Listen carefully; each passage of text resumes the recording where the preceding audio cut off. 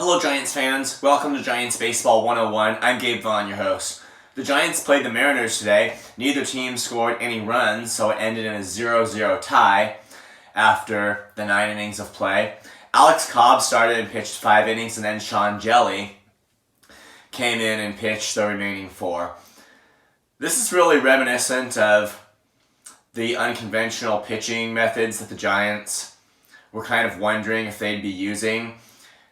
And particularly since they have such a deep starting rotation, there are just going to be a ton of pitchers who are capable of going at least 4 innings in a particular game, which is why the Giants were thinking of possibly carrying more than 5 capable starters on their roster and having guys come in and throw multiple innings, even in close game situations. It would be an out-of-the-norm pitching method, but the Giants were planning to at least think about using that if it would benefit them. Really the opposite of what they were doing both last year and the year before a lot of the time, which was having bullpen games. And they had a pretty resilient bullpen to be able to do that, to use the relievers. In fact, in 2021, for really 2 spots in the rotation, for a while might have been even about a month, the Giants used their relievers in those spots, but now it seems like they're considering an almost exact reversal of that and having the starters kind of pitch in long relief. Now, it was a long time that I heard anything about that. I'm not sure how things are really looking right now, if they're thinking more along the lines of traditional pitching. I know in 2019 they were thinking strongly about using unconventional pitching methods. Then as it drew nearer to the season, they changed their minds, decided we're going to go with a regular rotation, a regular bullpen. So now we got another consideration of that. I haven't heard anything about it in a while. I think their plan is to start the season with just kind of deploying the starting rotation of the bullpen as normal. But it was interesting what we saw today. Cobb pitches 5, and then Hjelle, he shut out the Mariners for another 4 innings. And Hjelle, his thing for the Giants really has been to be a critical situation, multi-inning reliever. He hasn't started too many games, maybe 1 or 2.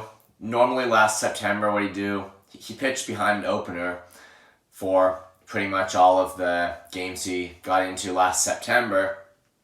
It's the way the Giants are using him. I think it's just a way of breaking him into it. Breaking him into the responsibility of facing the team's top hitters in the lineup. I guess they didn't want him to be doing that immediately. And I've mentioned before, it remains to be seen whether they're going to employ the same tactic with Kyle Harrison that they're doing with Hjelle.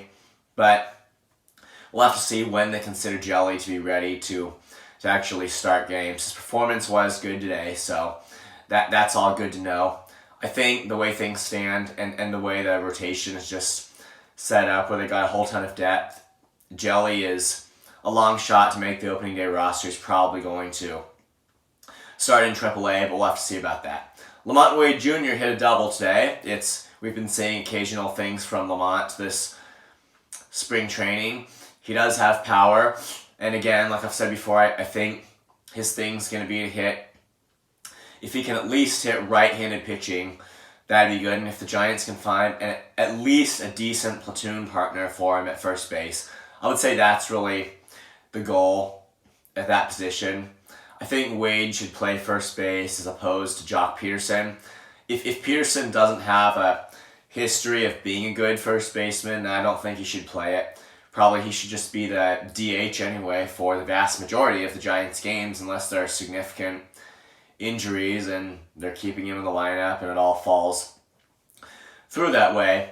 But at first base, it's going to be Lamont Wade, and if they could find a decent platoon partner to maybe give him, but there's still the trade market to look to for that which is a good thing.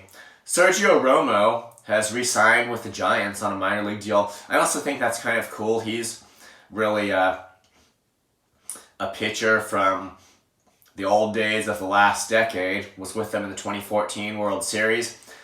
Now, the article that mentioned that on the Giants website, I didn't read through it very carefully, but from what I saw, it seems to be likely that Romo is not actually planning to stay with the Giants very long. That his purpose in doing this may have just been to get into a spring training game or two and pitch on the Giants team. But I don't know. It seems to be that was kind of the message there, that Romo was kind of just planning to pitch in spring training and then retire, which is a little weird, but at least I'll be putting on a Giants uniform. I actually think it would be kind of good if he could get back in the bullpen.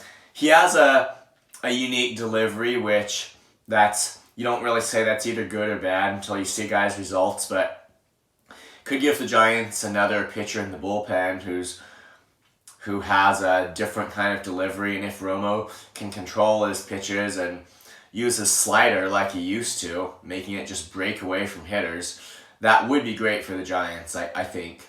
However long a shot you think it might be that his slider is going to pick up what it used to be, I think they should just evaluate him in spring training, not just by immediate results, whether he allows runs or not, but how his slider's looking and whether he's able to mix that fastball in with it.